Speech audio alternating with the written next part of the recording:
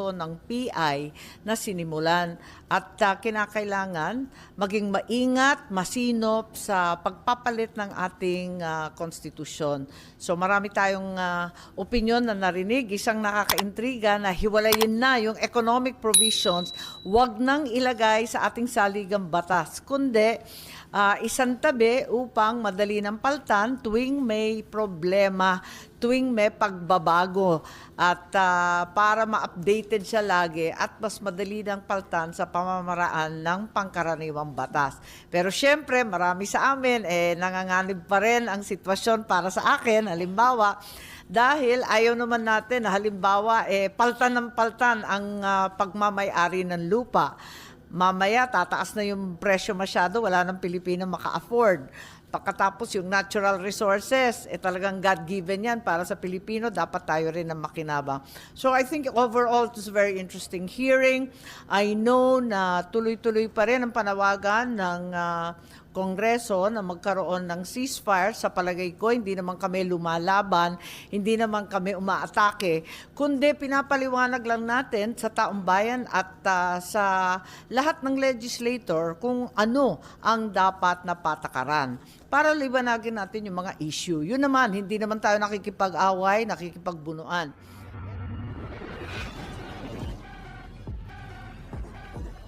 Sitwasyon. Ngayon, nauso itong mga loyalty, sa haba ng panahon na nasa politika po kami, ang alam ko, kapag nagkakaroon ng protestations of loyalty, may problema. Kaya, eto nga, bakit nagkakaganito, talagang may konting gulo. Ayusin na natin para makapagtrabaho at inip na ako sa bakbakan na ganito. Ang natitira na lamang po dun sa PI na investigasyon na nasa akin, yung pagsasalita ni Attorney Anthony Abad. Dahil siya kasi ang nakapirma dun sa form. Kinakailangan talaga siyang kausapin at magsinumpa ang salaysay kung kinakailangan upang ipaliwanag kung sino siya at bakit siya may et al. Na sinasabi naman, hindi raw siya mismo, kundi yung pirma. Alin ba talaga? Litong-lito na po kami. Maliban pa dyan, kinakailangan din ipaliwanag kung saan nanggaling yung 55 million pesos. Hindi siya maliit na halaga na ginastos para sa TV ad. Hanggang ngayon, sabi nung Mr. Oñate at kanyang mga abogado, ibibigay daw nung hearing. Nag-intay po kami na nag-intay hanggang alas 4, wala naman. Nakailang araw na po, 1 linggo na, wala pa rin. Kaya, kinakailangan ibigay yan kaagad at ipakita kung sino yung mga donors dyan. Tinitignan natin sa BIR dahil dapat nandyan din yan, may resibo dapat, at may pagbabayad ng donor's tax. Lahat yun wala Kaya nakakapagtaka. At inamin rin ni Mr. Oñate na cash daw, sambulto ng cash ang dinala kay Mr. Greg Garcia. Baka maari naman nila idetalye at ipaliwanag to dahil ang resibo naman, ba't napunta naman sa abogado? Parang napakagulo ng transaksyon.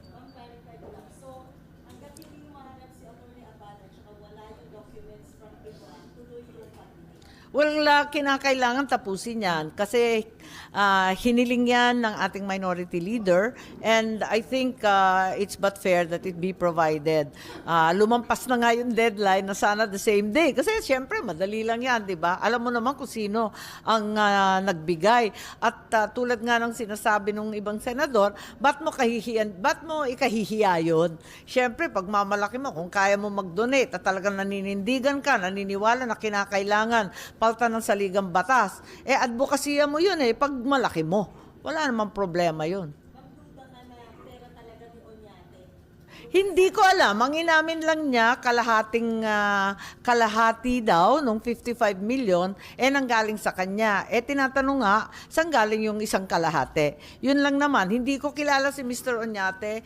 Palagay ko, nakita ko na rin yan kung saan-saan. Subalit, hindi ko rin alam kung saan nanggagaling ang pera niya, kung ano negosyo niya, at bakit siya may kakayahan mamigay lamang ng basta ng napakalaking halaga. Well, nag-email siya na after February 8, available na daw siya. So, tentatively, naka-schedule ako ng February 13. Sana matuloy kahit at 13. I think so. I think that we should conduct Senate business as a general rule within the Senate grounds. Pero nagkakagipitan nga sa kwarto as usual. Paano po mariresolve yung naging palitan ng salita ng House at Senate regarding the PI? Kasi kahapon nga po nagpasa na ng resolution yung House. Tahimik naman kami sa Senado. Tuloy-tuloy lang ang trabaho. Ako, anxious naman ako na matapos na yung PI na yan. Si Senator Angara, nag-umpisa na kasama ni Senator Robin, nag-umpisa na sila dun sa Resolution 6. So sa pakiwari ko, tuloy-tuloy lang kami. Ngayon, yung nagbibigay pa ng taning na kailangan daw matapos by Holy Week, narinig naman natin yung ating mga justices. Talaga naman sinabi nila, wag naman madaliin. Hindi naman ganun kasimple yung saligang batas.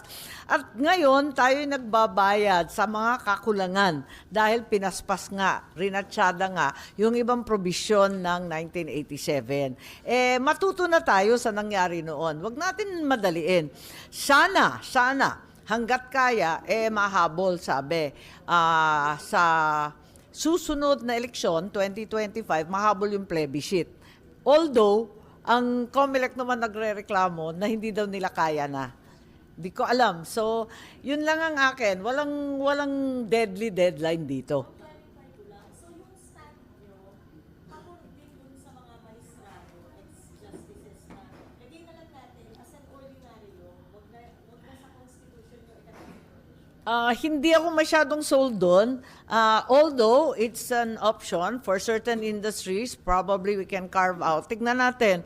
Pero natatakot rin ako kasi doon sa land ownership, baka maiwan ng Pilipino na wala ni maseterang lupa sa sariling bansa kasi naging masyado ng mahal. Ganon din yung natural resources, yung ating mga minerals, kasi fifth most mineralized country tayo sa buong mundo, baka mapunta naman lahat ng pera sa mga dayuhan. Dapat makinabang naman ng Pilipino. So medyo umaalma ako doon sa sinasabing isang tabi. Although, as I said, that is also something to be considered. Na parang kinoconsider ng House na intense assault at saka violation ng parliamentary courtesy yung ginagawa ng investigation ng Senate about people's speech. Kung tutuusin, pwede ring sabihin, ano pa ang natitira sa interparliamentary courtesy? Pinapatay na nga yung Senado. Pero ganun pa man, kinikilala pa rin natin ang interparliamentary courtesy. Hindi ko nga sinabpina yung mga empleyado nila. At kung tutuusin, hindi naman covered ng immunity yon kasi hindi naman sila members of parliament. Nakalista sila doon, ang klaro-klaro sa lahat ng mga tinex nila na sila ay COS or Office of the Speaker or House of Representatives employees. Hindi ko pa nga sinasabpina dahil nga gusto ko may manatili pang kortesiya kahit ina-abolish na ang Senado. Thank you. Apa. The Senate President and the House Speaker should sit down to bring their past. May pag-asa pa ba? Kasi nakailang meeting na, hindi naman sila tumutupad sa usapan. Di ba kailangan may mag-reach kung i-initiate ng vote is either on the part of the Senate President or the House Speaker? Ay, sa palagay ko, we should leave it in the wisdom of the Senate President because he, after all, conducted those face-to-face meetings during which, time and again, the agreements were violated. Ma'am, last na lang. Sabi ni former Senators Drilon and Soto, dapat si Presidente na lang mag-mediate. Sa palagay ko, siya na nga nag-mediate early in January, yung kauna-unahan Resolution 6, hindi naman tinupad, kaya bigo ang Senado.